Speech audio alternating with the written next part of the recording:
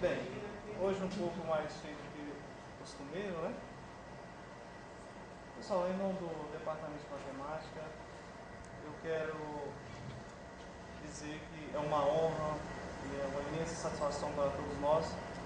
Hoje recebemos aqui o professor Jairo Guedes Figueiredo, da Unicamp, para darmos continuidade ao seminário de análise ciclo de 2012. Professor Jairo, muito obrigado por ter aceito o nosso convite, por ter nos encaixado na agenda apertada do senhor e por essa disposição de estar aqui engrandecendo o nosso seminário, de forma em geral nos enriquecendo, né, com as suas palavras, suas experiências. Bem, a vinda do professor Jairo, o retorno dele aqui a esse departamento, nesse momento que nós comemoramos 50 anos de fundação da Universidade de Brasília e do Departamento de Matemática, é sem dúvida carregada de muitos simbolismos, muitos significados e muitas reflexões. Em 1962,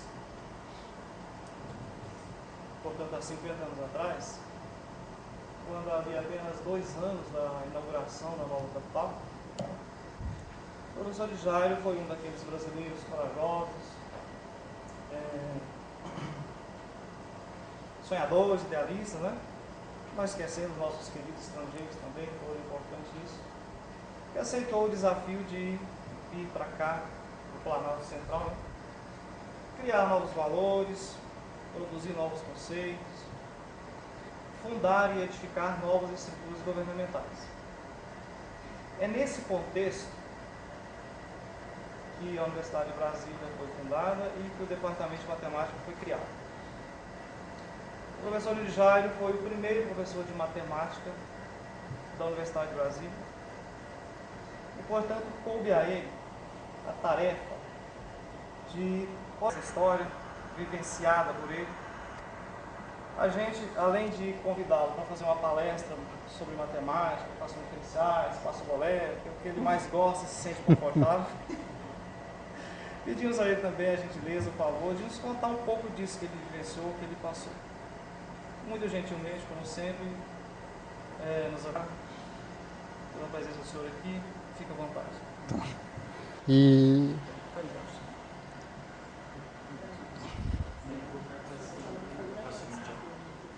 bom, aqui tá ligado, né? Bom, eu agradeço suas palavras muito gentis, um pouco de exageros. Bom, essa primeira palestra, eu gostaria de dar um nome a ela. Eu fiquei pensando que nome eu daria, porque a outra, sobre equações diferenciais parciais, tipo Renan, é fácil de você decidir. Então, com relação a essa, eu gostaria de que o título fosse Reminiscências Nostálgicas. E, bom, a história toda vou falar sobre a UNB, mas como eu estive envolvido no começo, vai aparecer um pouco da minha pessoa. Então peço desculpa, eu não tenho nenhuma pretensão de querer aparecer, mas como eu vou contar uma história e eu participei dessa história, eu tenho que dizer direitinho as coisas, né? Bom, a coisa começou toda em 1962. O ano anterior eu tinha voltado dos Estados Unidos, onde eu tinha concluído o meu doutoramento na Universidade de Nova York. Então eu voltei para o Brasil e, bastante diferente do que acontece hoje, eu não consegui emprego. É uma universidade que me contratasse, como hoje está acontecendo, de que os jovens, antes de terminar o doutorado, já estão sendo contratados e posteriormente completam o doutorado, mas já com um emprego. Então a única alternativa que eu tive foi um convite do professor Maurício Peixoto, do INPA, para eu ficar no INPA como bolsista. Então eu tinha uma bolsa de estudos no Rio de Janeiro e já na época eu já tinha 2 filhas E cheguei à conclusão de que não, o salário, o que eu recebia da Bolsa não dava para eu pagar um apartamento. A situação estava muito dramática. Aí nisso apareceu o professor Leite Lopes, um famoso físico brasileiro, que estava em contato com Darcy Ribeiro para a criação da Universidade de Brasília. E o Leite Lopes falou com o Maurício Peixoto se o Maurício não teria alguém interessado em vir para Brasília e começar o departamento de matemática aqui. Bom, eu não tinha alternativa. Então o Maurício falou comigo e eu digo, ok, tudo bem. E agora, o que é que se faz? Ele disse, olha, você vai a Brasília conversar com o Darcy Ribeiro. Então eu vim para Brasília e fui procurar o Darcy. O Darcy tinha uma sala no Ministério da Educação. O campus não existia. Tudo isso que vocês estão vendo hoje não existia. E o Darcy funcionava no Ministério da Educação. Então fui lá, conversei com ele, e ele muito entusiasmado, o Darcy era uma pessoa excepcional. E então se interessou muito, você tudo vem para cá. Ele disse, eu vou lhe mostrar o campus da universidade. E, então vimos aqui, isso era pura lama. Não tinha nenhum edifício, não tinha nada. Era tratores, era guindastes. E ele fala para mim, olha, dia 21 de abril, isso 62, dia 21 de abril eu vou inaugurar o campus aqui, inaugurar a Universidade de Brasília aqui. Eu digo, brincadeira, né? Mas, de fato, dia 21 de abril, eu acho que era o auditório do Escandão já existia, e a Universidade de Brasília foi criada aqui. Então foi assim que, conversando com ele disse que havia necessidade de ter cursos já de matemática, porque havia necessidade para, acho que era para arquitetura e para economia, que tinha que oferecer os cursos básicos de matemática. E se eu podia trazer pessoas para cá. Então, o que eu fiz, eu tinha alunos que estavam lá no IMPA e trouxe 4 deles para cá. Então, quando nós vimos para cá, já no começo de março, já vimos com 4 estavam formados, mas não estavam fazendo pós-graduação. Então, eles vieram para cá para ensinar. Bom, as aulas, as primeiras aulas foram dadas no Ministério da Saúde, num prédio, lá na esplanada dos ministérios, porque não tinha ainda instalações aqui para dar as aulas, mas já tinha que começar os cursos e os cursos começaram lá no Ministério da Saúde. Bom, então esse é o começo da história. Eu queria aproveitar a oportunidade para falar um pouco sobre a universidade daquela época. Deixa eu ver aqui como é que está isso aqui.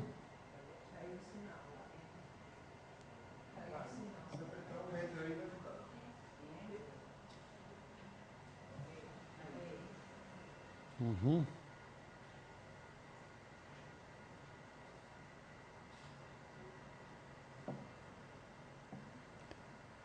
Para abrir aqui, né? Aqui onde já era desse direito aqui sempre aqui. Aqui, né? Aí, É. aí isso aqui só com o mouse você só mexe e clica no que você vai quiser. Ah, tá ok.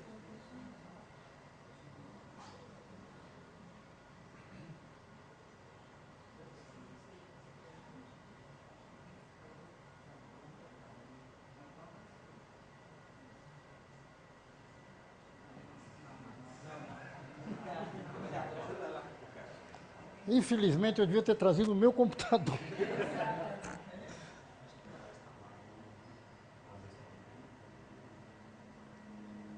Isso é um PowerPoint ou é uma imagem? É uma imagem. Eu vou ter que passar todas essas Tá imagens. certo.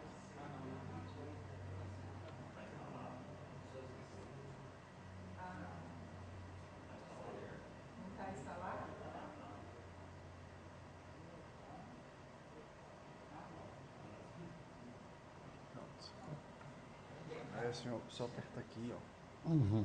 Aperta aí. Só isso. Aqui, por exemplo, já passou. Ok. Está muito bem. Ou então, se o senhor preferir, as setinhas aqui. Isso é melhor. É melhor. Melhor. Bom, esse é um documento que o Darcy Ribeiro escreveu em 1962 sobre a Universidade de Brasília.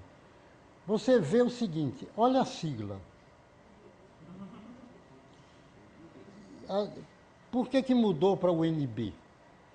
Mudou pelo seguinte, porque na época, no Rio de Janeiro, tinha a Universidade do Brasil, que a sigla era UB. E tinha todas aquelas escolas, Escola de Engenharia, Escola Nacional de Engenharia, Escola Nacional de Química, todas que pertenciam à Universidade do Brasil. Mas quando ele escreveu isso ainda não... É um documento muito importante sobre a Universidade de Brasília, que eu acho que quem tem interesse em história valeria a pena ler o que o Darcy escreveu nessa época, e também o depoimento de outras pessoas que participaram do começo da Universidade de Brasília. Você vê ali já alguns nomes, por exemplo, Leite Lopes, o Fernando Henrique Cardoso, Anísio Teixeira, tudo tem depoimentos dessas pessoas sobre o ideal da Universidade de Brasília. Outras pessoas, foi Jacques Danon, que era do Centro Brasileiro de Pesquisas Físicas, era um químico, Leite Lopes era físico, e tem uma série de Florestan Fernandes, então muita gente participou disso aí. Esse documento do Darcy é um depoimento muito importante. Aí, nesse documento, eu acho que o que ele fala aí é extremamente interessante. Quais são as funções da UNB? Ele diz ampliar as exíguas oportunidades de educação oferecidas à juventude brasileira. Ele é muito crítico, nós vamos ver em outros documentos que eu vou apresentar, o Darcy era muito crítico da estrutura da universidade brasileira na época. E a Universidade de Brasília foi realmente revolucionária naquela época. Então você vê o que ele fala.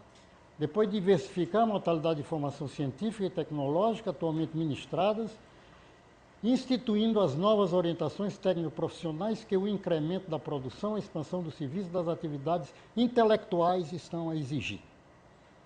Depois ele contribui para que Brasília exerça efetivamente a função integradora que se propõe a assumir pela criação de um núcleo de ensino superior aberto aos jovens de todo o país e uma parcela da juventude da América Latina. Vi que a ambição do Darcy era grande. E o Centro de Pesquisa Científica e de Estudo de Alto Padrão. Assegurar a Brasília a categoria intelectual que ela precisa ter como capital do país e torná-la prontamente capaz de imprimir caráter renovador aos empreendimentos que deverá projetar e executar. Garantir à nova capital a capacidade de interagir com os nossos principais centros culturais para ensejar o pleno desenvolvimento da ciência, das letras e das artes no Brasil. Você vê o estilo do Darcy. Isso aqui é um documento que também o Darcy escreveu numa palestra que ele fez na Universidade Federal do Ceará, em 62 também. E essas capas que eu estou apresentando são livros. E aí ele fala uma coisa extremamente importante da criação da UNB. Ele diz, por ironia, o catedrático, porque na época a estrutura da universidade brasileira não é como hoje existe. Você tinha a cadeira, por exemplo, de cálculo diferencial, e essa cadeira tinha um catedrático. O catedrático era o professor que dominava aquilo pela vida toda. Ele fazia um concurso e ele ficava lá até morrer. E os que trabalhavam realmente eram os assistentes. E tinha uma estrutura, eu fui aluno nessa época, e era muito interessante. O catedrático tinha uma sala grande, confortável, com poltronas e tudo, e uma salinha pequenininha ao lado, era a sala dos assistentes. Ficavam uns aglomerados em cima dos outros. E então o que acontecia era que o catedrático dominava tudo e o assistente não tinha possibilidade de fazer uma carreira. Você vê que na década de 50 esse problema ficou tão sério que havia um desenvolvimento científico no país, estavam começando a aparecer os primeiros matemáticos brasileiros que publicavam fora, que é o professor Leopoldo Narbin e o professor Maurício Peixoto. E eles eram assistentes, eles não tinham possibilidade de subir na carreira. Isso também nas outras áreas, física e tudo. Então, isso ocasionou a fundação, a criação do CNPq. E com a fundação do CNPq, alguns centros importantes foram criados, como o CBPF, Centro Brasileiro de Física. E lá estava o Leite Lopes, o Jacques Danon, da Química, e outras pessoas eminentes da época, que não tinham possibilidade de evoluir na carreira. E o INPA surgiu também nessa época, exatamente para dar possibilidade a esses matemáticos terem uma carreira. Então você vê o que o Darcy escreveu. Por ironia, o catedrático tornou-se, em muitos sentidos, verdadeira vítima deste sistema de privilégios que o transforma em reiterador mecânico, compelido a repetir ano após ano as mesmas aulas para as mesmas turmas do mesmo curso, segundo o mesmo programa, já que qualquer variante corresponde a outra sesmaria, igualmente loteada e atribuída a um outro catedrático zeloso de seus privilégios. O estilo dele é uma beleza.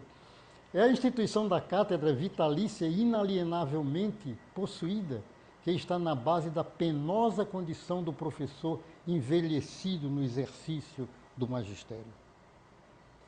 Depois de uma vida inteira de trabalho que em qualquer outro campo lhe teria acreditado o respeito e a deferência das novas gerações, ele se torna, por força da detenção da posse de um campo de saber que já não domina, vítima da irreverência maliciosa dos moços.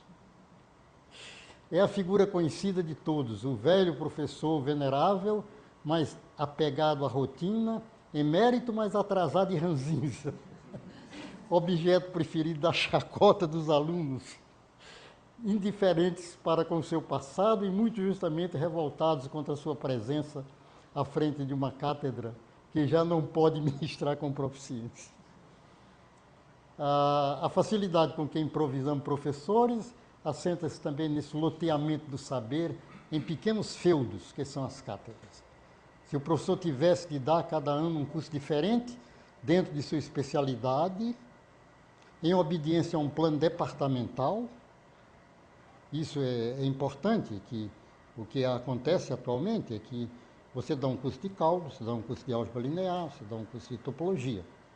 Isso é uma atitude muito interessante, é uma atitude que eu vi, por exemplo, no Instituto Courant, em Nova York, é que um professor, por exemplo, um grande matemático aplicado foi o Joseph Keller.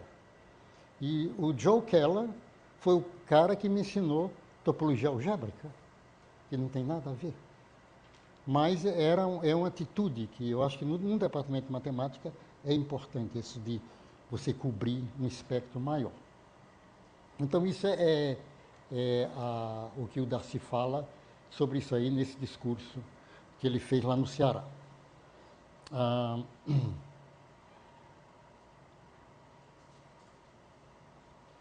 O Darcy era um antropólogo. Ele viveu vários anos numa aldeia de índios. E ele e a esposa dele, Berta, escreveram esse livro, A Arte Plumária dos Índios Carapó. E é uma beleza de livro, porque a experiência dele lá e também as plumas que são apresentadas no livro. Eu não vou tomar muito tempo, mas eu vou mostrar para vocês uma delas.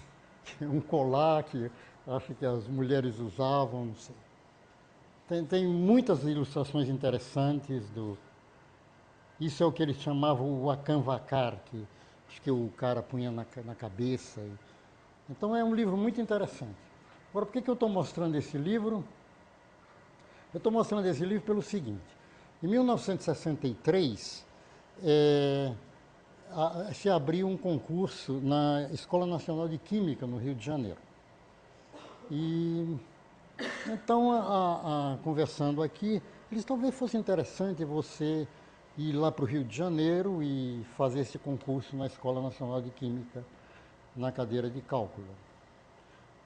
Bom, eu não tenho credenciamento, eu preciso de fazer uma livre docência. Porque naquela época não bastava você chegar e dizer, eu tenho um doutoramento. Você tinha que fazer uma livre docência. Então, eu fui fazer uma livre docência e fiz a livre docência na Escola Nacional de Engenharia. E quando eu voltei, aí eu tive a surpresa de que o Darcy me deu esse livro. E ele, olha a dedicatória dele. Seus colegas umbanos,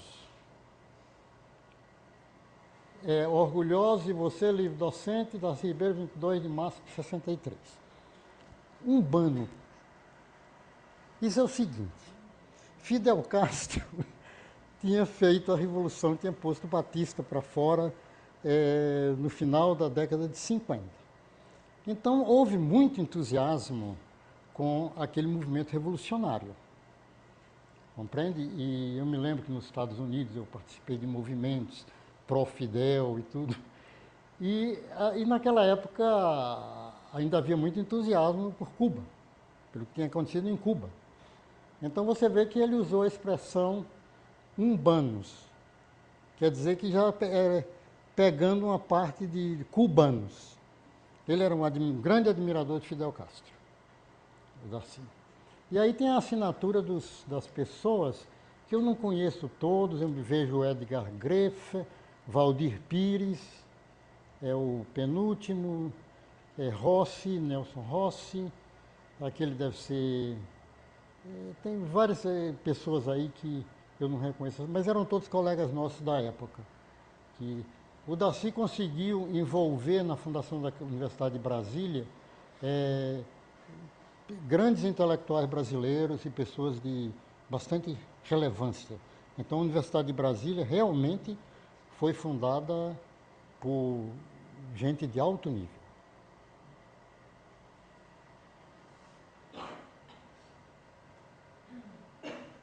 Isso é a minha tese de livre docência. Tensões da desigualdade de Gardner. Isso aqui é o seguinte. Isso aqui é o Darcy Ribeiro, um discurso que ele fez, esse é um documento, também é um livro, em que ele escreveu sobre isso, Universidade para quê? E o Darcy, isso foi na posse do Buarque, quando o Buarque assumiu a reitoria aqui da universidade. E o Darcy escreve, a primeira obrigação da comunidade de professores e alunos da UNB, meu caro Cristóvão, é olhar para frente, para prefigurar aqui e agora, utopicamente, o que dentro de 10, de 20 anos a UNB há de ser. Fixar metas e lutar por elas, com clareza sobre os objetivos a serem alcançados, sobre a utopia a ser cumprida. Idealista. Essa é a função da utopia, ordenar, concatenar as ações para fazer frente ao espontaneísmo fatalista e, sobretudo, para impedir que os oportunistas façam prevalecer propósitos mesquinhos. Impedir que o professor tal, muito competente às vezes em seu campo, porém com mais talento ainda para puxar o saco do ministro tal, para adular o senador tal, a fim de que o seu pequeno reino na universidade cresça mais que a universidade como um todo. Essa eficácia daninha destrói a universidade, tal como o câncer destrói um corpo. É um parasita que vive da carne da instituição que habita. Uma universidade que não tem um plano de si mesma, carente de sua própria ideia utópica de como quer crescer, sem a liberdade e a coragem de se discutir amplamente, sem um ideal mais alto, uma destinação que busque com clareza, só por isso está debilitada e se torna incapaz de viver o seu destino. A esta altura, o desafio que se coloca diante de vocês, meus queridos colegas, meus queridos estudantes da Universidade de Brasília, é perguntar: Universidade de Brasília para quê? Universidade de Brasília para quem? O Brasil precisará de mais uma universidade conivente? Pode-se dizer da cultura erudita brasileira, olha essa frase, pode-se dizer da cultura erudita brasileira que ela serviu e serve mais às classes dominantes para a opressão do povo que a outra coisa. Muitas vezes foi como um enfeite, um adorno, quando não foi a legitimação do poder dos poderosos, a consagração da riqueza dos ricos e a consolação dos aflitos com as realidades deste mundo. Bom, isso é Darcy. É o nome que vocês deram aqui à universidade, mas essa é a pessoa dele. Olha, eu acho que eu não tenho mais nada aqui. Não, esse é o começo. Ok. Para terminar, eu acho que a Universidade de Brasília teve um papel muito importante no sistema universitário brasileiro, porque, como eu falei no começo, 62 era o catedrático, era essa coisa toda. Então, com a Universidade de Brasília, ela surgiu no esquema atual, compreende? De professor titular, professores adjuntos, e toda uma gama uma escala na carreira, com possibilidade dos jovens com uma carreira científica justificável subirem na carreira. Isso que não existia na outra universidade. E isso foi em 62, e eu creio que em 66 é que veio a reforma universitária brasileira. Demorou um pouco para se chegar lá. Mas, finalmente, a influência da Universidade de Brasília foi bastante grande. Como todos sabem, em 64 houve uma interrupção do processo na Universidade de Brasília e vários professores saíram. Em 65, eu consegui uma bolsa da Fundação Guggenheim e fui para os Estados Unidos, só voltei em 71. Mas foi um período muito difícil para a Universidade de Brasília, de 64, 69, o ato institucional. Então foi uma época muito difícil. Mas a Universidade de Brasília, a meu ver, ela recuperou. E eu acho que vocês têm uma responsabilidade muito grande de tocar isso para frente e acho que tem todas as condições para isso. Não é? Ok, então eu queria concluir agradecendo a vocês pela atenção aí. E, bom, tem muitas outras coisas que eu poderia falar, só um tom de piada. 64 a universidade foi cercada pelas tropas de Minas Gerais, os tanques e tudo. E eu cheguei para entrar na universidade e o pessoal disse, não pode entrar, não pode entrar. Eu digo, mas eu sou o chefe do departamento de matemática.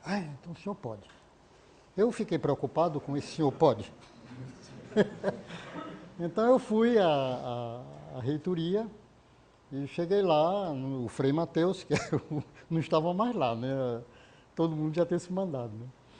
E entrei no gabinete do reitor e tinha um coronel, com uniforme de combate, sentado lá. Aí eu me apresentei, aí ele virou para mim e disse, professor, de matemática? Eu sou matemático. Ele disse, já integraram x tangente de x dx?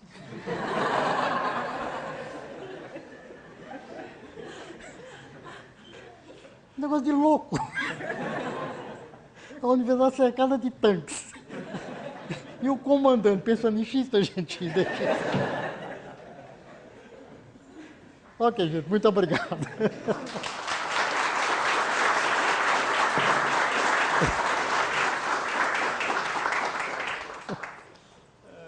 Obrigado, meu irmão. A gente aprendeu um pouco da história que o senhor participou ativamente. São nossos agradecimentos, reconhecimentos ao professor Jairo. Obviamente extrapolam essa história que ele fez parte muito importante na sua vida.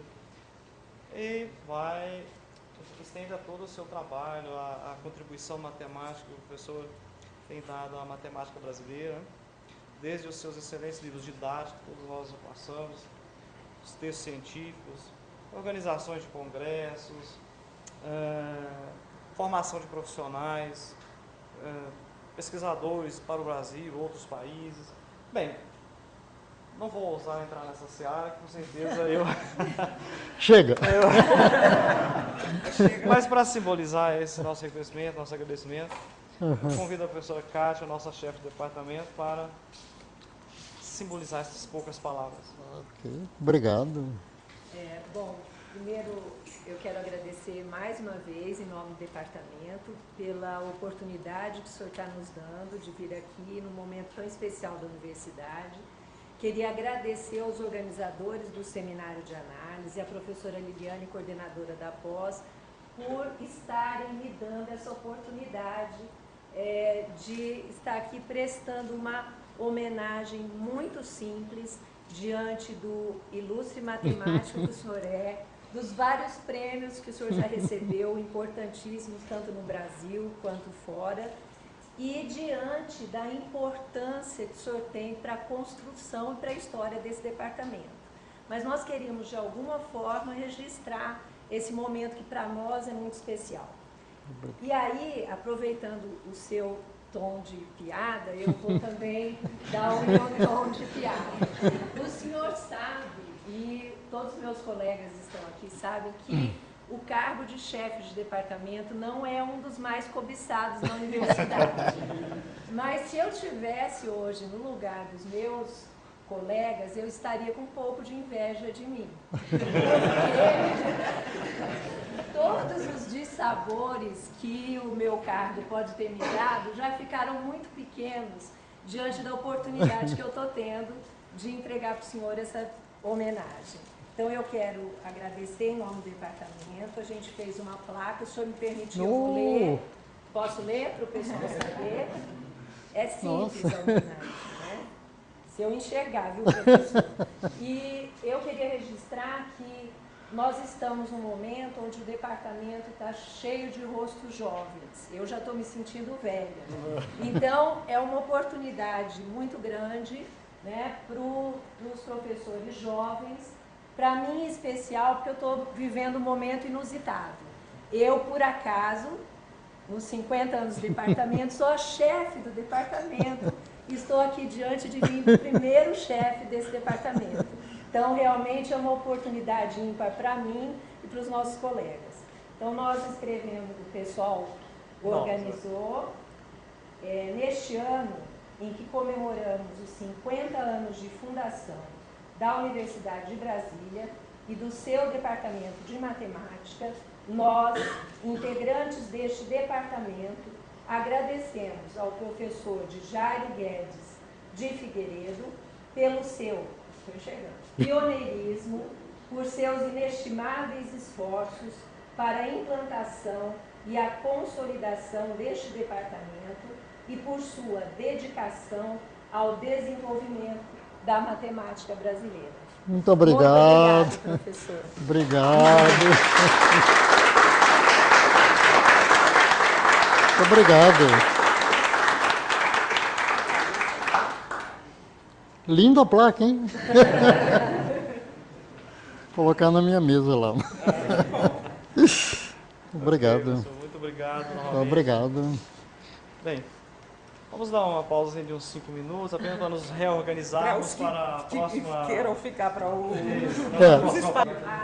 Pode começar, pode começar.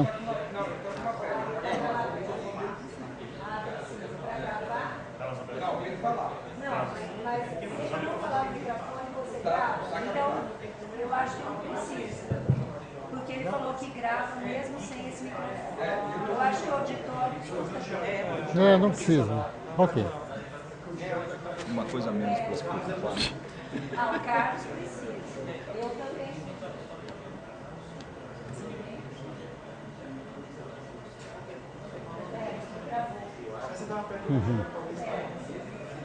Pessoal, vamos ao segundo tempo da da participação do professor Jaime no seminário de análise. Agora ele vai fazer a parte que mais ele gosta, se sente confortável, né, professor? Sem nostalgia.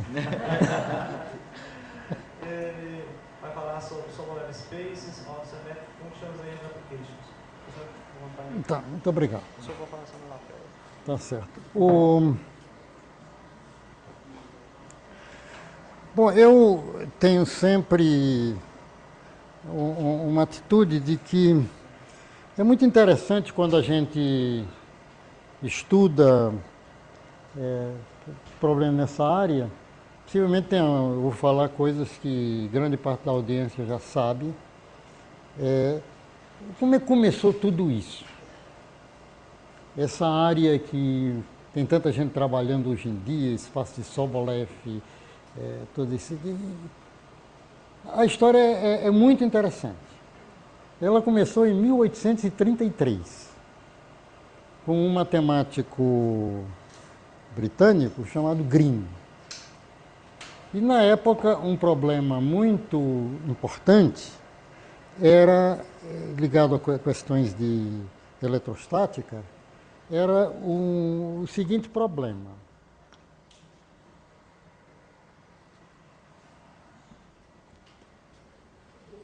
Encontrar uma função harmônica numa certa região, na época possivelmente fosse R2 ou R3, mas deixa eu colocar aqui Rn, e que fosse igual a uma certa função G dada na fronteira. O problema clássico de Dirichlet. E o Green foi a primeira pessoa que idealizou um método para encontrar a solução desse problema. E, essencialmente, o método dele era o seguinte, era associar a esse problema uma certa energia. Seria uma coisa desse tipo, I de U igual a uma integral na região do gradiente de U ao quadrado dx e procurar minimizar essa integral no conjunto das funções que seriam iguais a g na fronteira, né?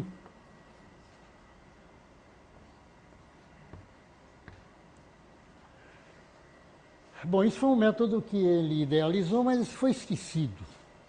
Eu acho que só posteriormente é que Lord Thompson chamou atenção para esse método. Mas esse método foi tomado no meio do século XIX pelo pessoal de Göttingen. Dirichlet, tanto que hoje em dia a gente chama esse método o método de minimização de vida Dirichlet. E o método foi considerado, fez muito sucesso, porque o Riemann utilizou esse método na demonstração do teorema da representação conforme. É uma demonstração muito bonita. Se vocês tiverem tempo, entrar está no Google. Tudo está no Google. Demonstração do teorema da representação conforme, usando o método variacional. Esse método é o que hoje a gente chama de método variacional. Obter solução de um problema de equação diferencial usando funcionais.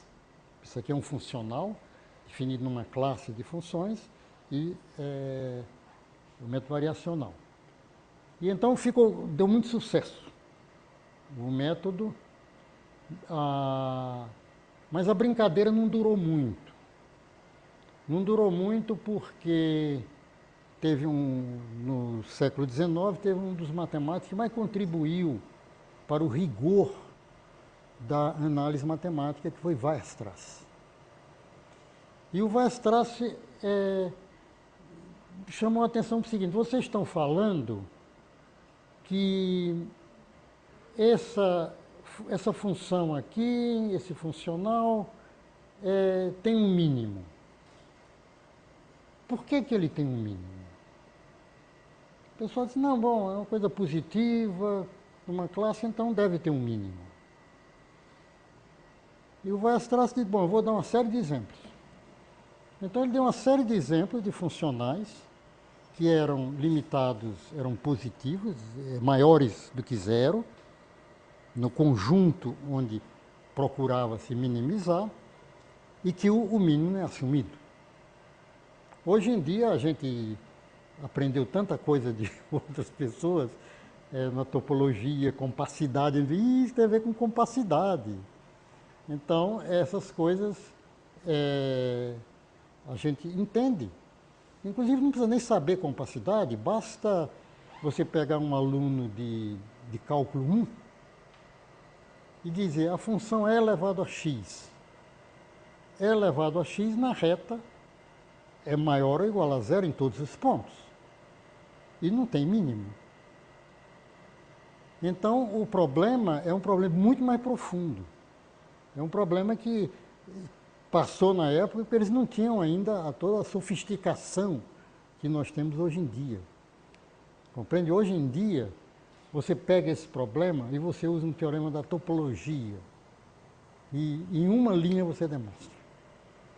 Porque o que é que você faz? É aquele teorema que diz que uma função semicontínua inferiormente no espaço topológico compacto, que ela assume, limitada inferiormente, assume seu hífen. Mas isso, quanta matemática não foi desenvolvida?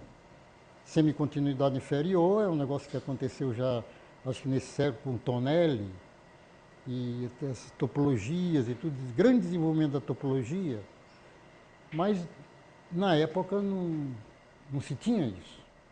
Então Weierstrass destruiu o negócio, aí o pessoal disse, bom, então esse método não funciona. E aí surgiram outros métodos para demonstrar a essência disso aí. Se vocês olharem, tem um método do Schwartz, não é o Laurent Schwartz, é um H. Schwartz do século passado. E tem, no final do século, aparece Hilbert. E o Hilbert salvou o negócio. Porque aí ele já foi muito mais cuidadoso e, na realidade, o que o Hilbert fez é uma demonstração interessante. O Hilbert, você tinha o funcional, ele era limitado inferiormente. Se ele é limitado inferiormente, você tem uma sequência minimizante, que, eventualmente, pode não convergir. Por exemplo, a função e elevado a x tem uma sequência minimizante. E elevado a menos n, quando n tende a infinito, tende a zero. Então, o Hilbert pegou uma sequência minimizante, e o que é que ele fez? Ele usou um teorema de convolução no fundo. Ele melhorou, ele regularizou mais a sequência minimizante, e aí com hipóteses sobre a região, que tipo de região, que tipo de dado de fronteira, ele conseguiu provar que o problema tinha solução. Isso, então, gerou muito interesse nesses métodos variacionais. Então, eu diria que foi o começo do que se faz hoje em dia no cálculo das variações. Bom, então essa técnica foi considerada para resolver outros tipos de problema, como, por exemplo, menos Laplaciano de U igual a uma função f de U numa região ômega e, digamos, U igual a zero na fronteira. Aqui é uma coisa interessante de que, recentemente, eu tenho me preocupado com alguns colegas nos problemas não homogêneos. Que, quando você está com um problema desse tipo, não homogêneo, na realidade você consegue reduzir a um problema homogêneo. E isso aí, no fundo, o que você faz é você encontra uma função V que é igual a G na fronteira e pega o Laplaciano dela e faz uma mudança de variável e aí você homogeneiza. Mas isso, você usa violentamente a linearidade do operador. E hoje em dia tem havido muito interesse em operadores não lineares, como, por exemplo, o P-Laplaciano. Então, se você tiver um problema do P-Laplaciano não homogêneo, esse METEC não funciona. Então, você tem que trabalhar mais. Bom, mas então vamos continuar aqui nessa linha. Então, eu tenho aqui esse problema e a ideia é associar a esse problema, do mesmo modo como Green e Dirichlet fizeram, um funcional. E aqui vem, então, a ideia de que o funcional deveria ser uma coisa desse tipo. E aqui eu colocaria uma primitiva da função f pequeno.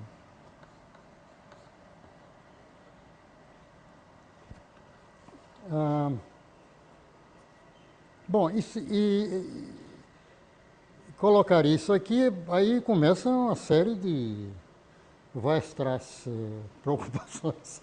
Cuidado com Weierstrass. Então, uma série de preocupações, né? Você escreve isso aí. Bom, eu não falei, mas é claro que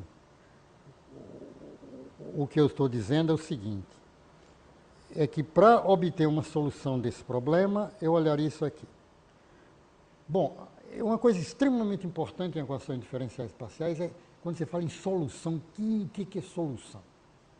Quando eu olho esse problema aqui, se eu não souber muita coisa, eu peço uma função de classe C2. C2 em ômega e C0 até a fronteira. Que aí ficaria direitinho, eu poderia calcular isso aqui, poderia calcular isso aqui. E a função f eu daria continuidade, por exemplo. Então seria o que a gente chama de solução clássica. Quando eu passo para cá, e minimizo essa coisa, então o mínimo dessa coisa, quando eu derivo isso aqui, na realidade eu obtenho uma equação integral. Eu obtenho uma coisa desse tipo. Gradiente de U, gradiente de φ, menos f de U φ. Então, nesse caso, o que eu estou dizendo é de que a minimização desse funcional, ainda vou comentar um pouquinho mais, a minimização desse funcional me conduz a uma solução desse problema. E uma solução desse problema, em geral, não é de classe C2. mas ela é o que a gente chama uma solução fraca, ou generalizada, e seria uma solução onde essas coisas fizessem sentido. Do mesmo modo como isso, a coisa aqui tem que fazer sentido. Então, a primeira preocupação é o seguinte: onde é que eu vou considerar isso funcional? Quando eu falo em função, nos cursos de cálculo, você tem o domínio da função. Uma reta, um subconjunto do R2, do Rn. Isso aqui é uma função definida num espaço. Então, eu tenho que dizer quem é esse espaço. E aqui, então, já começa as contribuições do século XX, que seria o que Lebesgue fez, já com a integral de Lebesgue, e os espaços de Sobolev. Então, esse funcional aqui, o natural seria que eu tivesse no espaço onde o gradiente fosse uma função do L2. Então, o espaço natural para isso aí é o espaço W0, 1, 2 de ômega, que são o espaço das funções do L2, que tem derivada no L2, num sentido fraco, nesse sentido aqui. Então, se eu trabalhar nesse espaço, nesse Sobolev, isso aqui já faz sentido, porque isso é do L2. O gradiente é do L2. Então, vem a coisa seguinte. Eu quero que seja uma função do L1. Eu quero integrar isso. Então, eu tenho que voltar e ver que tipo de função eu vou pedir. Então, aqui surge já o fato de que a gente precisa saber que funções desse espaço, que são funções do L2, será que o fato de que a derivada dela é do L2 não joga essa função num espaço de Lebesgue maior? Isso a gente sabe na teoria de espaços de Sobolev que de fato isso é verdade. Que esse espaço W012 de funções do L2, na realidade, ele está num espaço com um P maior do que 2. Na realidade, esse P é menor ou igual do que 2 vezes N sobre N menos 2. Eu vou concentrar minha palestra em N maior que 3.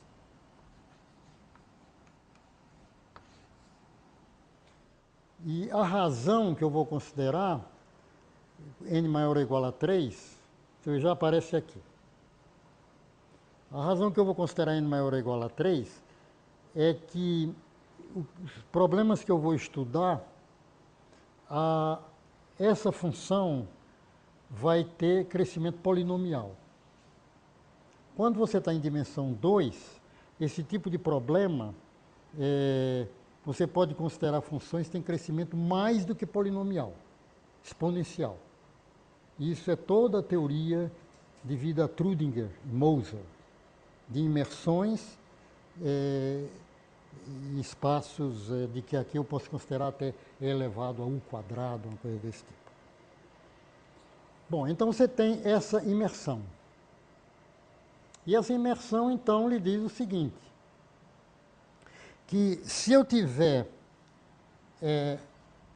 a função f, em virtude dessa imersão, eu quero que isso aqui seja uma função do L1. Então, para isso ser uma função do L1, eu tenho que pedir que a função f se comporte... essa tela atrapalha um pouco, né? Não, não, eu vou voltar para a tela. Não, não, pode deixar, pode deixar.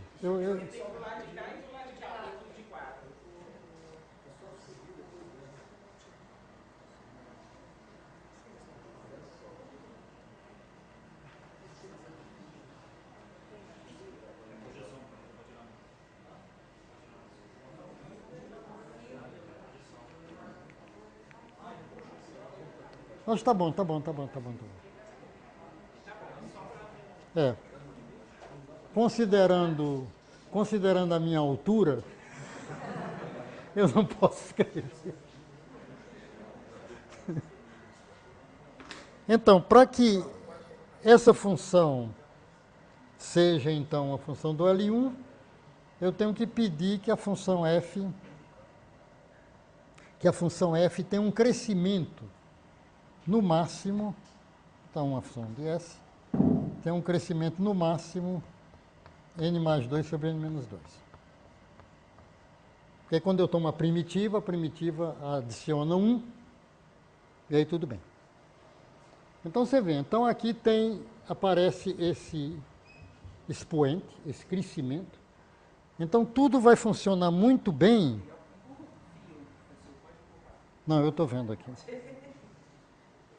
Afinal de contas, tem que fazer algum exercício.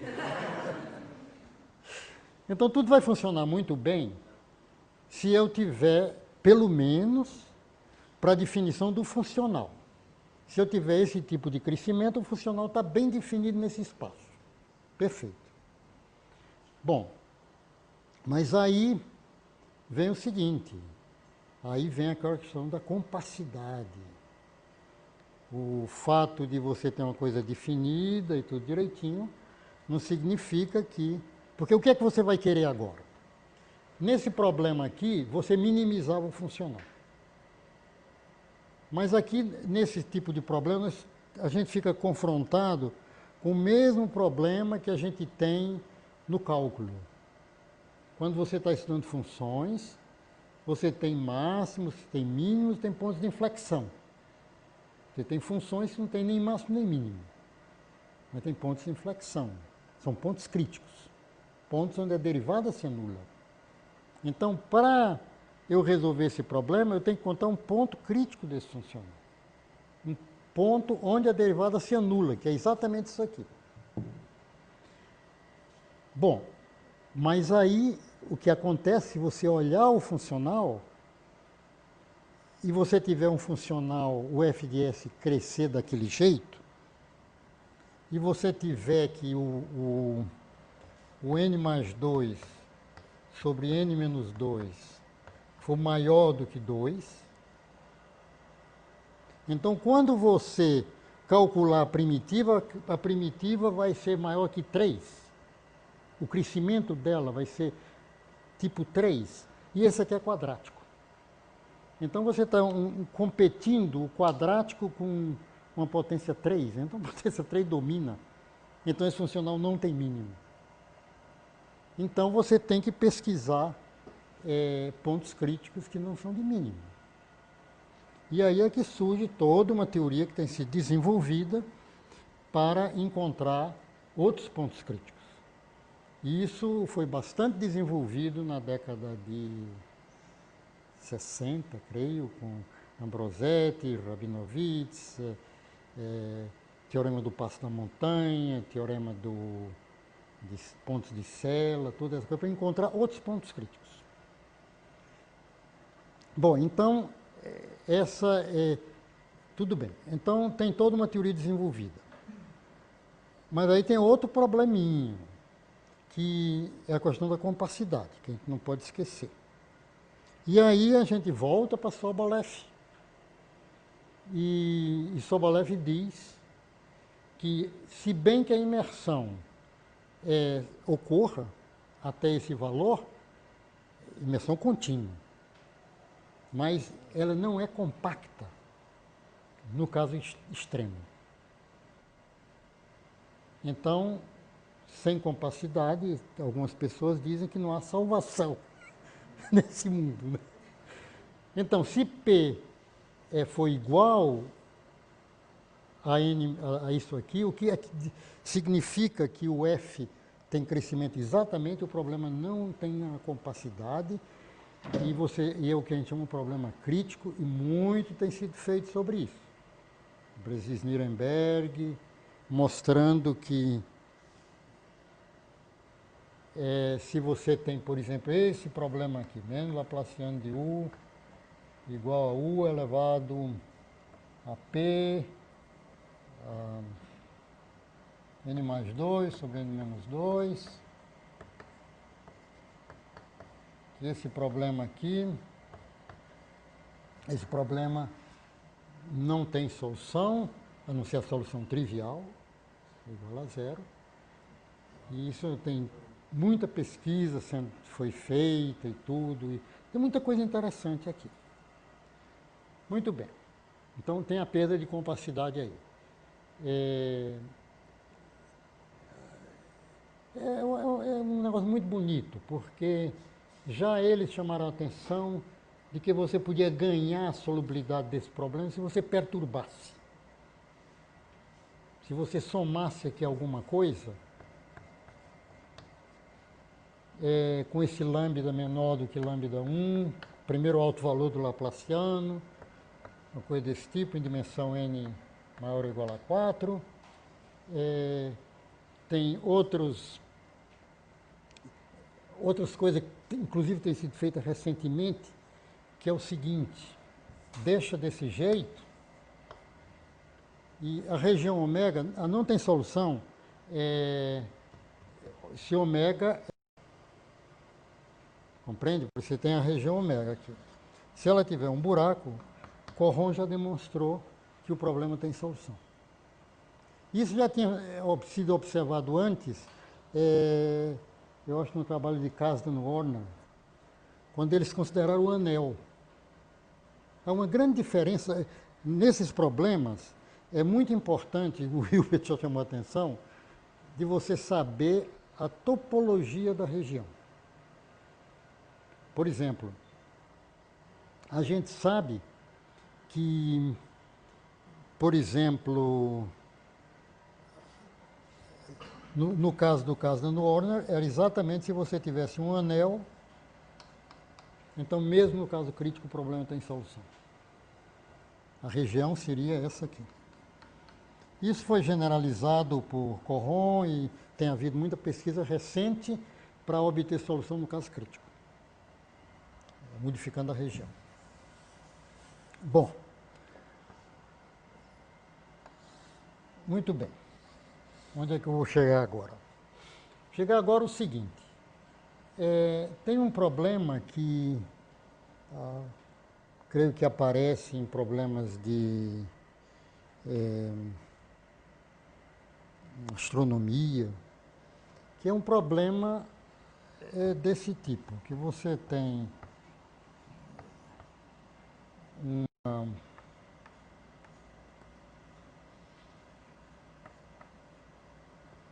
problema desse tipo.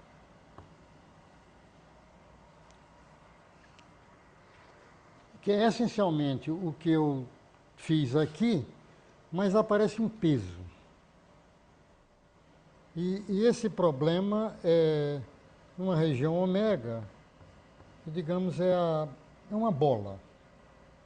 Uma bola de, sei lá, raio R.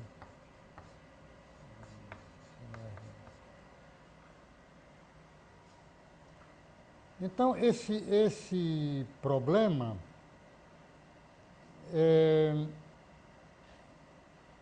foi estudado por Ni, e ele mostrou o seguinte. Bom, é uma busca de soluções positivas. E ele mostrou o seguinte, que se não tiver esse peso aqui, o problema não tem solução. Se P for crítico.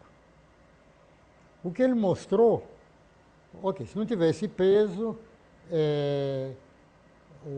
o expoente crítico seria o n mais 2 sobre n menos 2. No momento que aparece o peso, você pode resolver esse problema, obter soluções não triviais com P maior do que n mais 2 sobre n menos 2. Quer dizer que a criticalidade foi movida pela presença do peso. E, na realidade, ele mostra que esse problema tem solução para todo P menor do que n mais 2, 1 mais alfa, sobre n menos 2. Alfa positivo, você ultrapassou o crítico. Bom, o que está atrás disso? Bom, como eu vou tentar mostrar para vocês, o que está atrás disso é o seguinte. No momento que você... aqui tem uma coisa interessante. Estou com soluções positivas numa bola.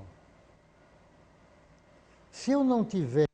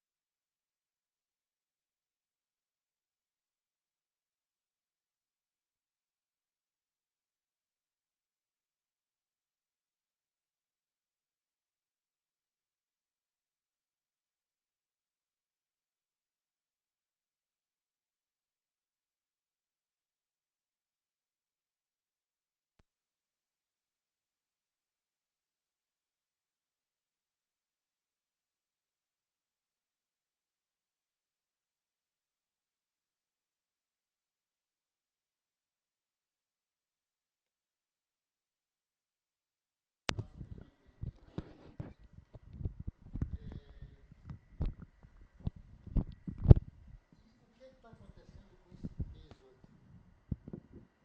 Esse peso, quando x tende a zero, ele, de certo modo, mata a singularidade que pode aparecer na função. Porque, em geral, o que vai acontecer, como nós vamos ver, é que a solução vai ter uma certa singularidade na origem.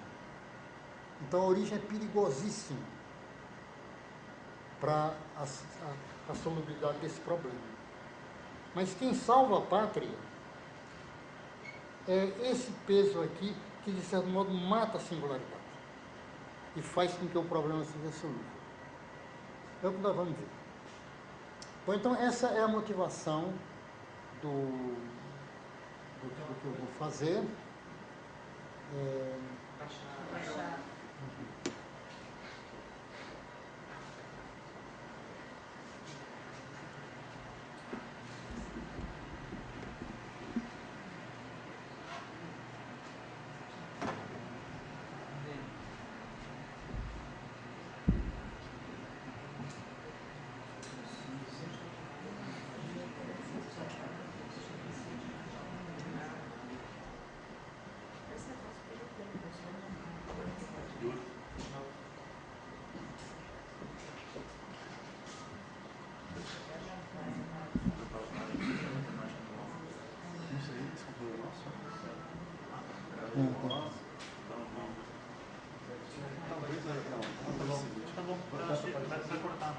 Vai ter que ficar, vai cortando lá em cima, N é tipo, não é equation, tá vendo?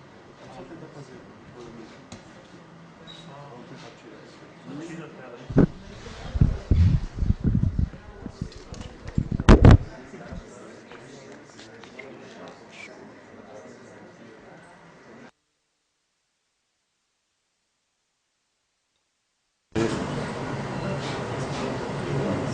Um pouco melhor.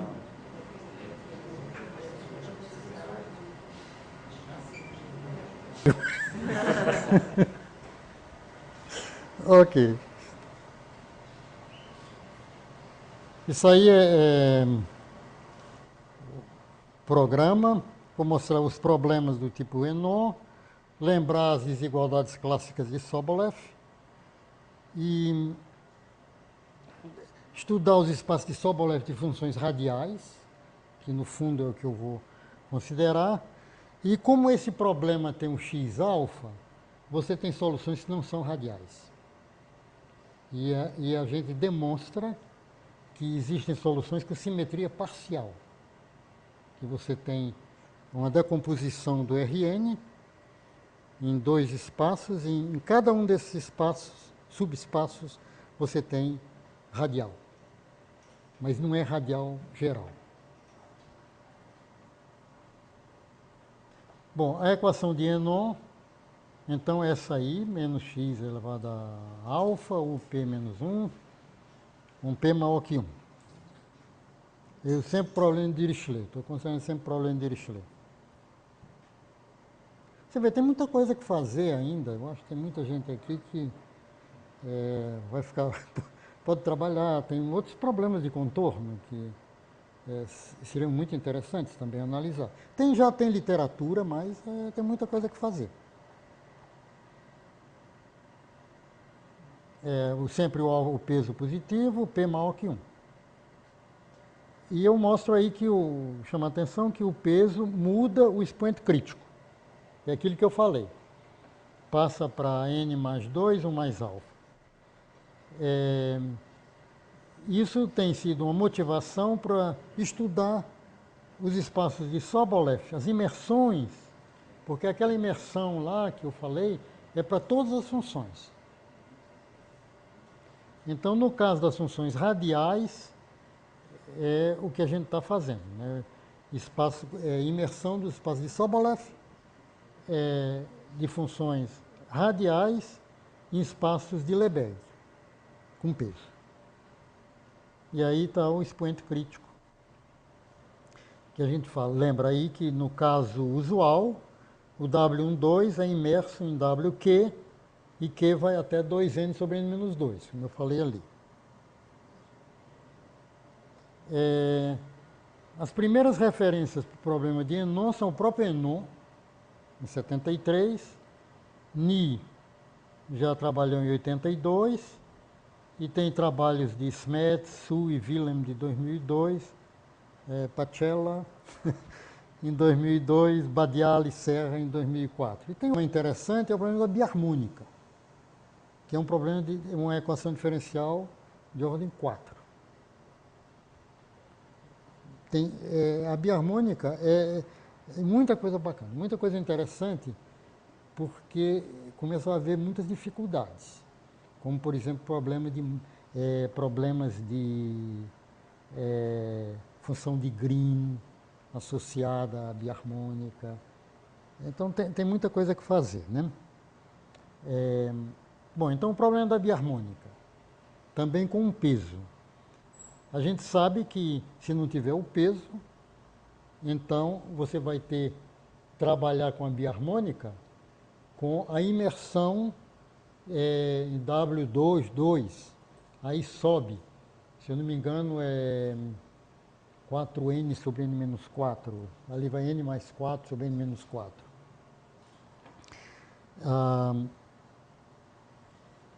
E no caso do Laplaciano, o expoente crítico também muda no caso da biharmônica.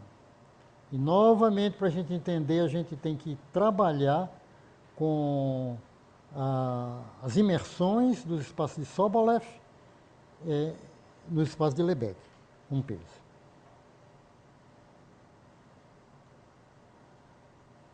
Aqui eu estou lembrando só as desigualdades clássicas de Sobolev. Aqui seria o caso mais geral, o WMP, que seriam funções que têm derivadas até a ordem M em LP. Isso aí está imerso num LQ, sem peso, né? Novamente, aquela condição N maior do que MP, que é aquela que eu falei, N maior, estritamente maior que 2, no caso geral. Ou seja, se essa condição não for satisfeita, a gente tem coisa melhor. Se o N for igual a MP, você tem a imersão de WMP em LQ, e o Q sobe até infinito. Você vê que no caso anterior parou. Se N for menor que MP, a vida é muito mais bacana, porque você tem uma imersão do espaço de Sobolev em funções contínuas. E na realidade, funções com uma certa continuidade de Hölder. Hölder contínua. Bom, isso é clássico, está nos livros onde tem espaço de Sobolev. Bom, os próximos teoremas são essenciais para o que eu vou demonstrar e vou usar a notação WMP radial, com rádio embaixo para as funções radiais. E usar a notação LQ na bola, tudo isso na bola, né? Com peso x beta, as funções mensuráveis a Lebesgue, que tem essa integrabilidade. XQ. E aqui está um dos teoremas principais. Que se U pertencer a WMP radial, então ele é quase sempre igual. Você vê aí é que está começando a coisa. A função é quase igual a uma função que é Cm-1, tem derivadas até a ordem M-1, menos na origem. A origem é o grande problema. Em adição, você tem a derivabilidade disso no sentido clássico. Então, fora da origem. Então, esse teorema. E o outro teorema é essa informação que você consegue, a função U em WMP rad, ela é igual a essa função U de x fora da origem. E você tem exatamente o controle de como é que ela se comporta na origem. Você vê comportamento. N-MP sobre P. E aí vem, como consequência disso, a imersão que eu quero. Porque é o que eu falei, o peso salva a integrabilidade. E então, como consequência, WMP rad está imerso em LQ, com x beta, e o Q é ligado exatamente com o beta, e esse denominador aí.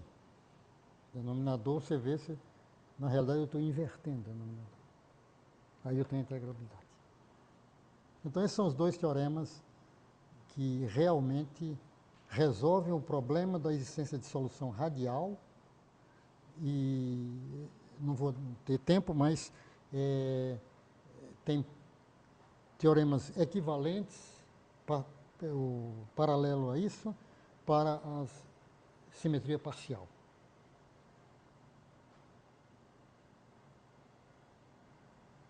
Aí tem a análise no caso em que N é igual a MP, que aí a singularidade é interessante. A singularidade é tipo log. Isso lembra muito o seguinte: quando você estuda a solução fundamental do Laplaciano, está em dimensão n maior que 3, a solução fundamental do Laplaciano é tipo potência. Quando for em dimensão 2, aparece o log. Então, o log não tem jeito. Quando você tem coisa perto do 2, que no fundo o equivalente seria mais ou menos isso, aparece o log. A singularidade é tipo log. E aí a gente tem uma explicação de que esse dj de U é um vetor. São todas as derivadas parciais de ordem J. E a norma em WMP é o somatório de todas essas derivadas.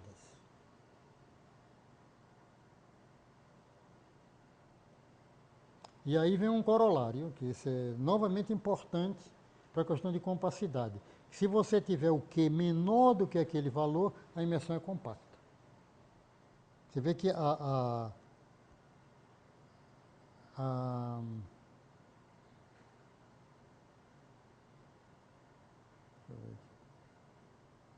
artigo clássico. Está aqui, ó. O WMP RAD está imerso em LQ, para todo Q menor ou igual. Agora, a compacidade tem que ser estritamente menor. É a mesma coisa do Sobolev clássico.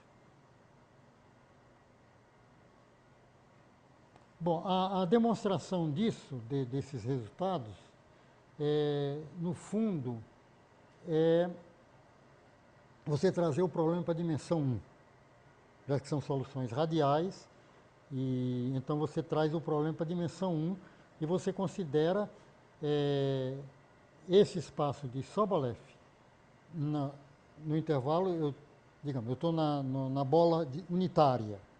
Então, eu considero o espaço Sobolev no intervalo 0, 1, aberto, novamente a origem. E de funções que tem derivada fraca até m e que tem essa integrabilidade com esse peso. Quer ver que agora eu estou trabalhando com Sobolev com peso. E esse n-1 tem a ver com o fato de que eu estou no Rn.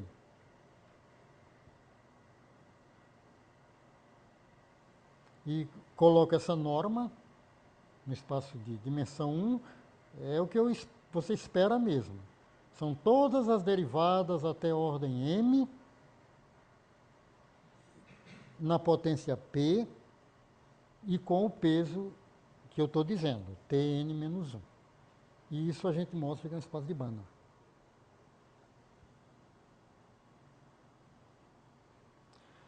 E tem uma desigualdade que me relaciona, isso é muito importante, que me relaciona a função U que dá na bola toda, em WMP RAD, com essa função de uma variável, que é essa relação aí.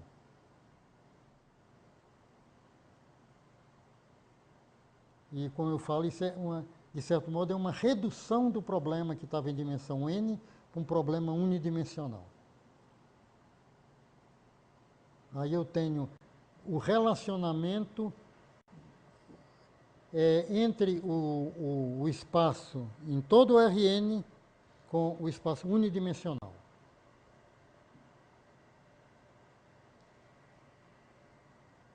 E você tem essas... Na realidade, você esperaria que os dois fossem isomorfos, mas na realidade não são. Você vê que a condição 3 diz somente que se o m for maior do que 2, então você tem esse isomorfismo completo entre esses espaços, com mais essa condição. Essa parte é um pouco técnica, de modo que eu não vou entrar muito em detalhe com vocês. Quem tiver interessado, se é que... Esse é um artigo que já saiu publicado, é um artigo que escrevi com Ederson e Olímpio Miyagaki. Já foi publicado no Journal of Function Analysis.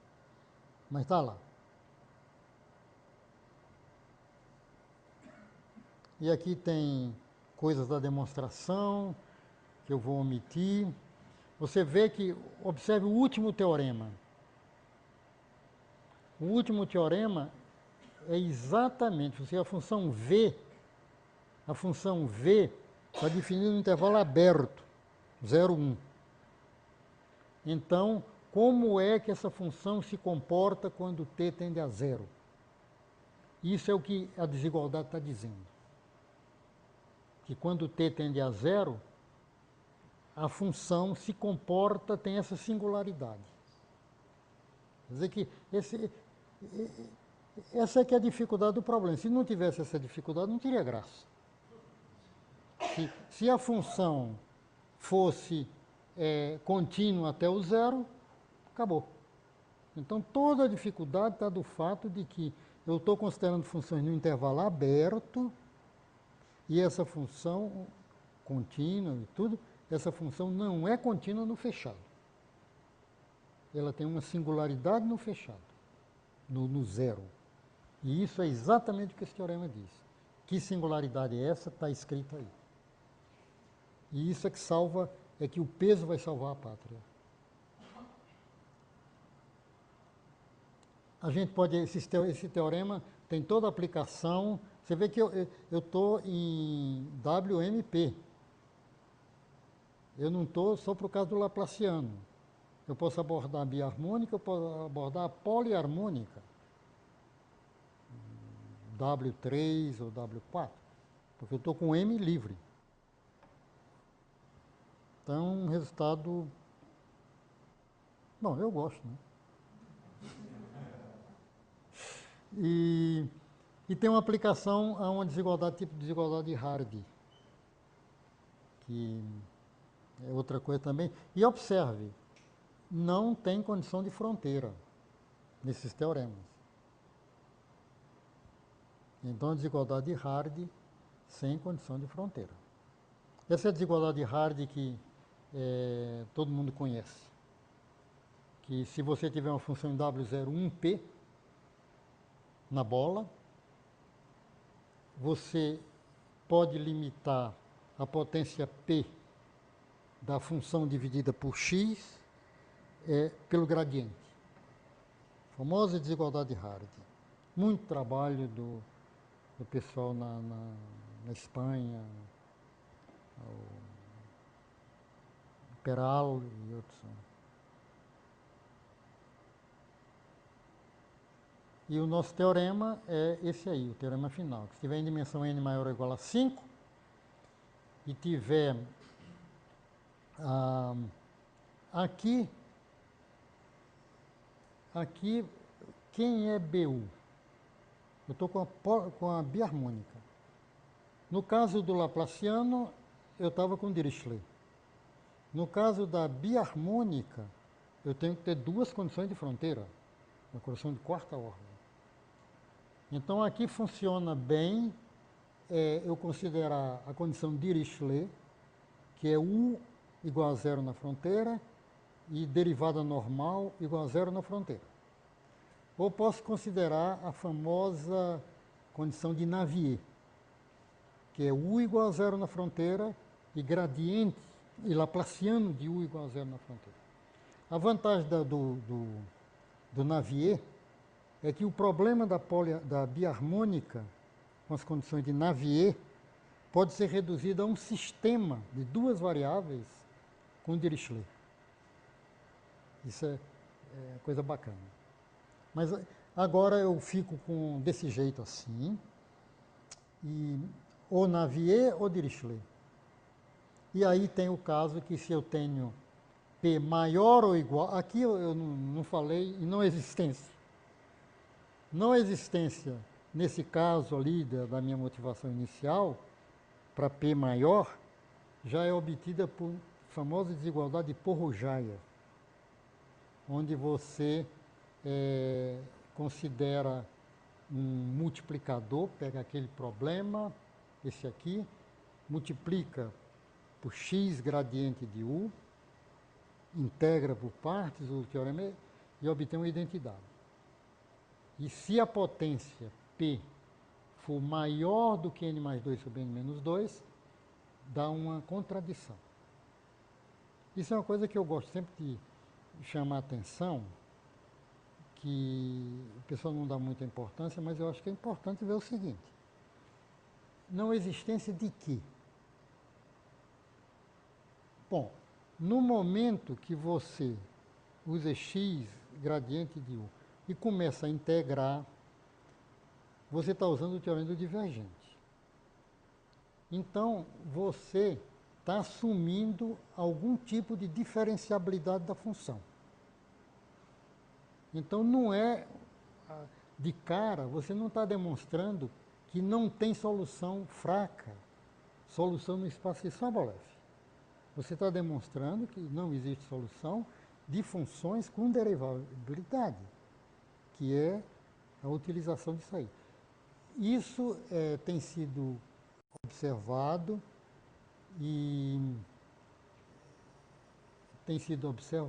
acho que tem artigos em que o pessoal faz uma regularização, faz alguma coisa, mas é importante observar isso, inclusive para outros problemas, como, por exemplo, esse problema da biharmônica. Então é um problema delicado, precisa prestar atenção a isso. A utilização de um multiplicador e integrabilidade exige certa regularidade. E aí você tem a não existência de solução clássica, eu pus clássica, eu uso Porrojaev. Um multiplicador e tudo direitinho. E a existência de solução positiva no caso menor, porque aí você tem a compacidade. Bom, eu acho que, no caso de Neumann, de Navier, esse resultado já foi demonstrado por um matemático chamado Dalmasso, em 90, e tem resultados do Ferreira, Gazola e Vette, de 2007. Eu só vou mostrar aqui qual é a ideia. Deixa eu ver aqui. Sim, isso aqui eu estou simplesmente mostrando que no caso de Navier, você tem que aquela solução do problema, ela tem esse crescimento, essa singularidade na origem. E aí você tem a imersão compacta desse espaço H2, no caso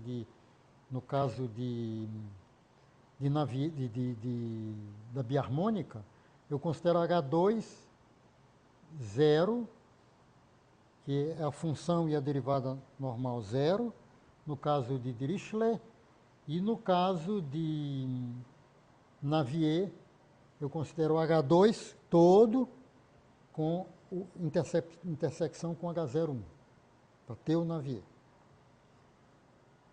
E aí você tem essa consequência do teorema base, teorema geral que eu dei no começo, para esse caso menor, onde o M agora é 2, eu tenho essa condição aqui. Mas é importante aquele teorema, no caso mais geral, se você quiser aplicar a equação de ordem superior, a poliharmônica, etc. Deixa eu ver se... sim. E então a ideia é uma ideia que é muito comum para você demonstrar, quando você tem um problema desse tipo, você pode olhar o funcional e minimizar o funcional. Um outro modo de você fazer é fazer o que a gente chama minimizar o quociente de Rayleigh, que é o que eu escrevi aí. Eu tenho, no numerador, eu tenho essencialmente a coisa ligada com a biharmônica. Essencialmente, eu estou com o Laplaciano ao quadrado, e essencialmente estou fazendo assim, pegando o Laplaciano ao quadrado de U e integrando. Do mesmo modo, quando eu pego o Laplaciano de U e multiplico por U e integro, eu obtenho o gradiente de U ao quadrado. Quando eu estou com a biharmônica, eu multiplico por U, em vez do Laplaciano, do gradiente, eu obtenho o Laplaciano. Eu estou com a biharmônica. Então, o que é que você está fazendo? Você está usando o quociente de Rayleigh e está querendo minimizar aquela energia no conjunto das funções do segundo membro. Porque eu estou com menos Laplaciano, eu estou com biharmônica.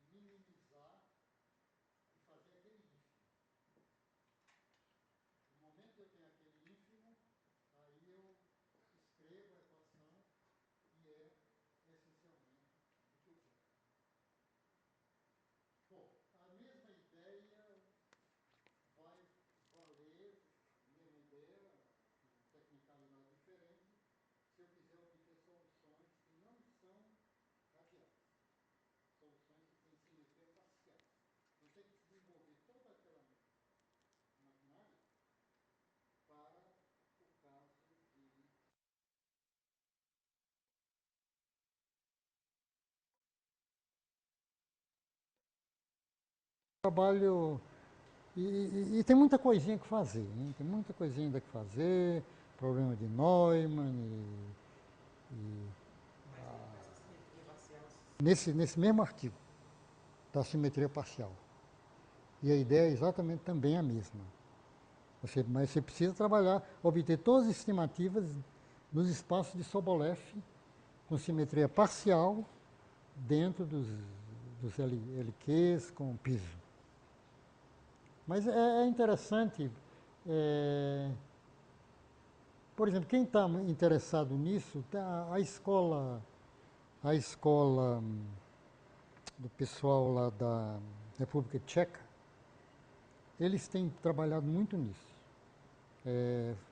A Drabek e uma série de pessoas têm trabalhado nisso. Tem até livros sobre espaços de Sobolev com peso. É uma área que está sendo muito olhada hoje em dia. Espaços de Sobolev com peso, imersões e tudo. E a gente vê como o peso estraga a vida, né? É tão bonitinho você dizer N+2 sobre N-2. Agora vem um peso aí, aparece uma alfa. Gente, eu vou parar e deixar vocês livres. Obrigado.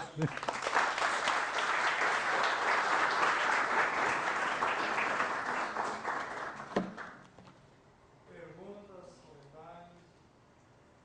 Professor, vocês conseguem os resultados de simetria parcial e de simetria radial para n maior ou igual a 3, É. certo? E n igual a 2? Tem parcial, tem as duas ou Bom, uma das duas? eu não sei. Bom, eu tenho a impressão, eu acho que tem pessoal, acho que o Ederson está estudando, porque quando você vai para a dimensão 2, então imediatamente você diz, bom, vamos considerar crescimentos maiores. E aí você tem que ver que peso você vai colocar. Eu acho que tem havido algum interesse recente, eu não sei se tem alguma coisa já escrito. O problema é que o tipo de singularidade muda na origem? Muda, você vê que até no nosso caso mudou. É logarítmica. É logarítmica, exatamente. Então tem que acoplar com isso aí. Talvez um peso exponencial, não sei. Talvez a exponencial funcione, porque o logaritmo é mais suave do que a potência. Então pode ser. Mas dimensão 2 muita coisa em dimensão 2 que é interessante, né? Imagina que o João Marcos lá. O cara que trabalha em dimensão 2 Mais alguma pergunta, comentário? No caso do RN, trabalhando para esse tipo de equação no RN, Exatamente. Eu não tenho trabalhado no RN, inclusive o Carlos me pôs ontem em dificuldade, porque ele começou a perguntar sobre RN. Eu não mexo muito com RN, não. você trabalha muito com bolas, né? Você resolve em bolas e vê o que Bom, acontece ok, ver quando a Isso bola é vai simples, para. é verdade. Porque você perde a compacidade da base. Exatamente, exatamente. No RN eu sei que tem coisa do Strauss. Porque esse lema Nesse problema aí. nesse tipo de problema. Porque o Strauss, aquele lema que eu enunciei lá, a gente se chama lema radial, que é a mesma coisa que o Ni já chamou, da controle na origem. O Ni chamou lema radial e o Strauss já tinha considerado isso no RN todo, chamado lema radial.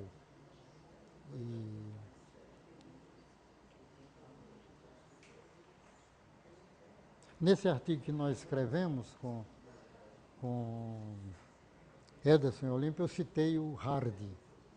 O Hardy, num discurso, disse o seguinte, que nós, analistas, perdemos metade do nosso tempo pesquisando na literatura desigualdades que a gente precisa e não encontra. Então, exatamente o que nós fizemos. Ficamos um tempão procurando as desigualdades, não encontramos, tivemos que fazer. Mais alguma pergunta, algum comentário? Pessoal, vamos agradecer novamente. Obrigado.